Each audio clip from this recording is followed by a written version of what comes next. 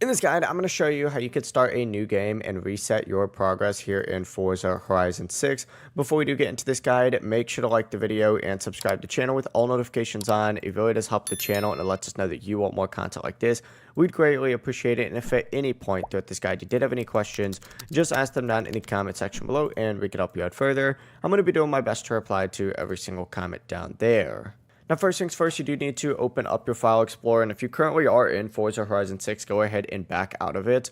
For the sake of this video, I don't need to do that since I'm not going to be actually resetting my progress, but I'm going to show you how to. But go ahead and close out of Forza Horizon 6, and don't worry, we're demonstrating this on both an Xbox and a PC, so just wait a second if you're on Xbox or a console since the platforms work the same. Scroll down on this PC though until you see this PC and open up your Windows C drive. Once you're in here, scroll down a little bit more. You're going to see an Xbox games section right here.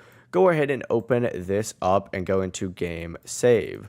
Once you open this up, go into PGS, just like so. Open this up, and this U folder right here is going to be your saves. So if you want to reset your progress completely, I'd recommend just grabbing both of these and deleting them or removing them from this section and creating like a backup somewhere.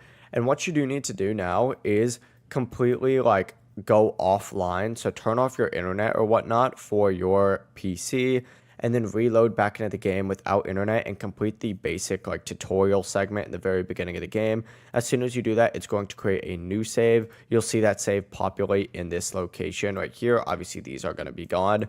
Then you can reconnect to the internet and you'll be fine. On Xbox, you do need to go and once again close the game completely. Then go to My Games and Apps, highlight Forza Horizon 6 and open up Manage Game and Add-ons. Go to Save Data and delete the save data from everywhere, including the cloud. After that, just launch the game again and it should start fresh. That's the full process.